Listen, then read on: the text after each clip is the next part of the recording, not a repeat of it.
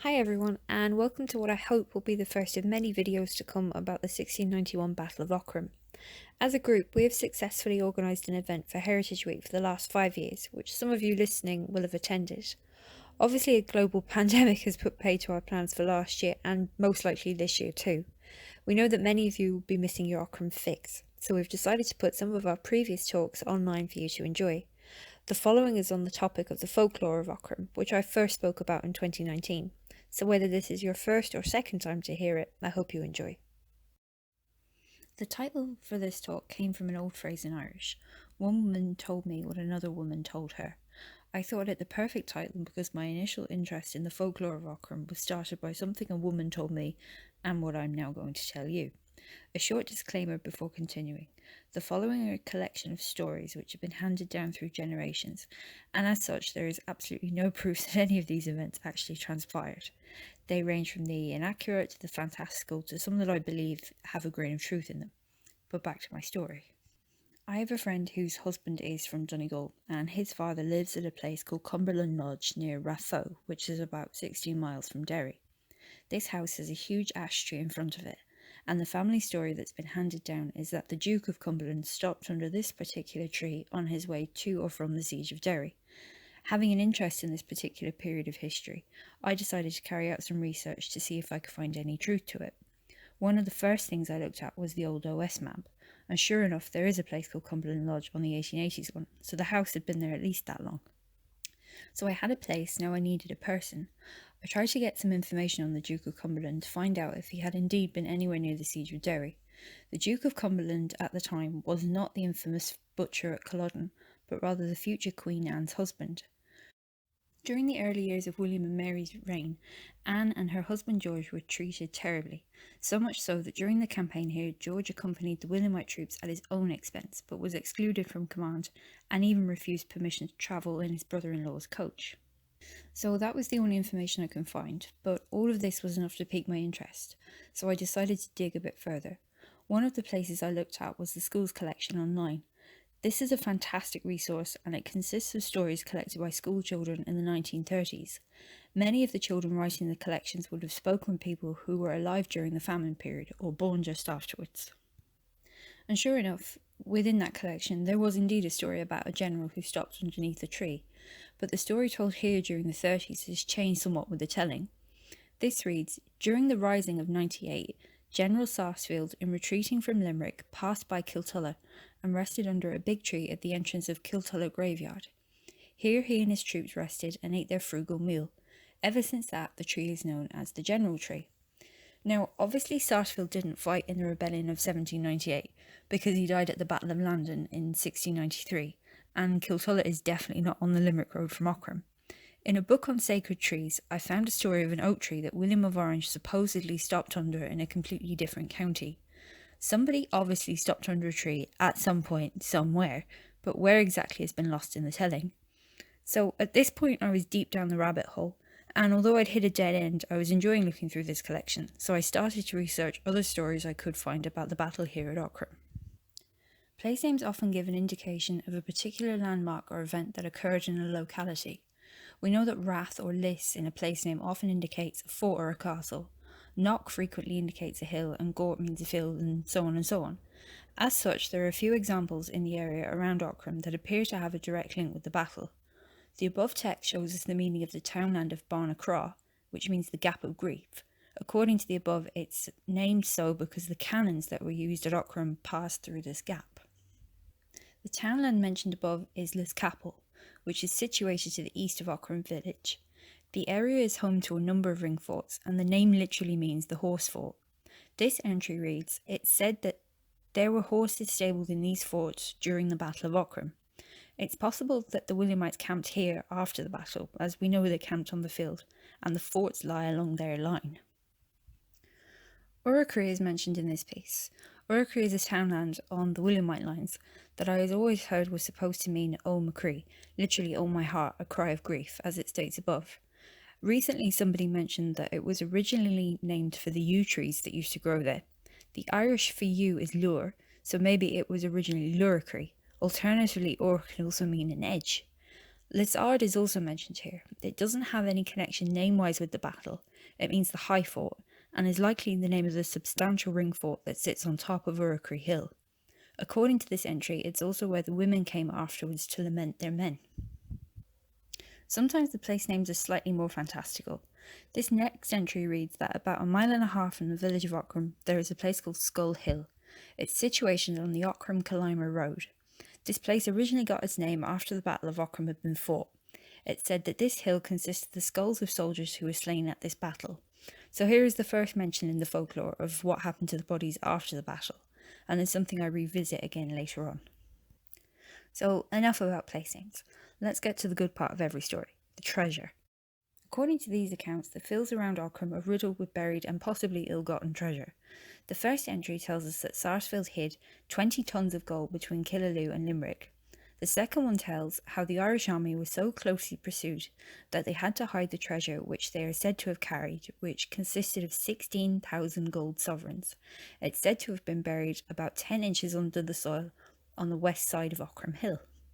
But the gentleman mentioned in this entry may have already found that particular stash.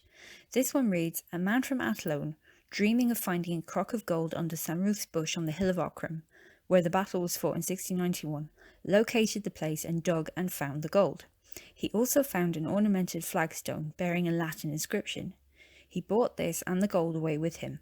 Sometime after this there was a station at his house. The priest admired the stone and read the Latin inscription, which read, search the other side from the bush and you will get double the amount. This the man did and found the amount of gold as stated. This is one of the few occasions when the gold was actually found. So after looking at maps and buried treasure, I thought I'd look at the legends that had sprung up around the various characters who were at the battle. Samruth sprang to mind first of all. With such an infamous death, there were sure to be some good stories. The above reads, the battle began at 5 o'clock, and towards evening the Irish had almost won. But as Samruth was coming down from the hill on his white steed, he was killed. This put an end to the battle, which was lost by the Irish on account of his death. He is buried in the Abbey in Loughrea. His white steed and wardrobe were being sent to his native country, France, but were seized by the English. The ship on which they were was met by the English and raided. There has always been uncertainty surrounding what happened to Samruth's body. Hayes McCoy stated that a cloak was thrown over it, but after that it's not clear what happened. His body could have been taken away to be buried, or he could have been left on the field, just another horribly maimed body to add to the count. This entry describes how he was buried in Loughrea and then his effects sent by ship to France, where they were intercepted by the English. Most interesting of all, this entry has an admittedly vague source of an old history book. If this book was considered old in the 1930s, there's a chance that it was written at the turn of the century, if not before. And of course, it's impossible to talk about Samruth without mentioning the story of the cannon shot that took his head off. This story has been told so many times that it almost has become accepted fact. The story goes that when the Jacobite troops first came through Aughrim, they took some sheep belonging to a farmer to feed themselves. When the farmer came looking for compensation, he was laughed out of the camp, and so decided to take his revenge by going to the Williamites and offering to point out Samruth on the battlefield. Samruth, on his white horse and dressed to the nines, was easy to pick out, and so the farmer had no trouble pointing him out to the obliging Williamite gunner. The story above, though, is one I hear less often.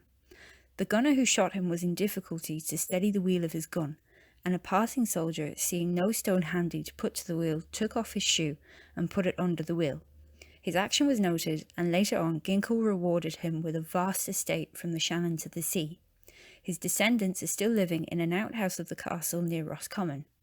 I know that the castle at Rindoon at Roscommon has cottages that were built on the grounds, so maybe these are the descendants mentioned in this piece, or that the two have been conflated with the telling. There is an additional part to this story not mentioned here, and that is that after Aughrim, a popular toast among William of Orange supporters was to the heel of the boot of the Dean of Raphoe, the Dean of Raphoe supposedly being the title that the gunner was given for his achievement at Aughrim. After looking at Samruth, I turned my attention to Sarsfield, the Jacobite hero whose immortal dying words were, "Would that this were for Ireland." Sarsfield has embedded himself in Irish legend to such an extent that the stories about him are endless. I could have written this entire piece about him. Most centred on his nighttime ride with Galloping Hogan and the storming of the Williamite baggage train at Ballyneety, but this one gave some interesting insight into the retreat directly after the battle. It reads, "The local tradition is that Patrick Sarsfield passed up through Kilreacle village on his way to Limerick from the Battle of Aughrim. He got his horse's shoes changed backwards in Coolini so that the English soldiers would think that he was gone in the opposite direction." Now, this has the air of something straight out of a fairy tale, and I'm not sure if it's entirely possible to do. Regardless, it adds a little more to the myth of the man. Not only courageous and daring, he's also in possession of an intellect that could outsmart the Williamite troops and see his men safely to Limerick. The second part of this entry is interesting too. It states, "Some of the soldiers that fought at the Battle of Aughrim are buried in Doon. There are also 2 graves in Ballydonnellan. It's also said that there are 6 or 7 people buried in each grave. The graves at Doon and the graves in Ballydonnellan are about 10 feet long and 6 feet broad." If true, this gives an insight into the direct aftermath of the battle. There has always been the question of what happened to the bodies afterwards. The bodies left on the field, stripped of their coats and weapons, were meant to be so numerous that they looked like a flock of sheep. There are very few clues as to what happened to the bodies after this. Some sources have them being taken to Clontusker, but the strongest ones state that they were taken to Kilconnell and buried. With mention of Doon and Ballydonnellan, we have 2 more named burial sites. This particular entry states that there was an old mass path heading down from the ruined Abbey of Kilconnell to the ruined church of Fohana. This path can be seen in places heading through the lands of Doon and other places. It's said that after the Battle of Aughrim, the skulls were gathered up and piled against the abbey walls and that they were later buried in the abbey grounds. Here we have mention of Doon again, but this time the link is slightly more tenuous, with Kilconnell seemingly the place where the bodies were gathered up. In this entry we have a lone casualty of the battle spoken of. An Irish drummer is said to have been killed near the Blessed Well in Kilcommodon while beating his drum. That we should have such a specific death noted in the midst of all this carnage has a ring of truth about it to me, especially when the next entry has a similar story. This one reads that after the Battle of Aughrim, an Irish soldier went to rest near this graveyard. It's said that a man jumped out from under a ditch near him and shot him. He was buried in the graveyard that was near him. I heard that everyone that came to the grave left a stone over it. There is a very big pile of stones to be seen there. There is grass and moss growing around the place now. Again, this is a specific death that's been handed down, and it's not that dissimilar to the drummer story. So there you have it, place names, hidden treasure, and buried bodies, all passed down through generations and now available online. This is but a small sample of the stories that have been passed down about the Battle of Aughrim, and I'd urge you to go online and search for your own home place and see what stories the generations before you thought worthy of passing on. I hope you've enjoyed this, and all going well, we'll put another talk up soon. Thanks.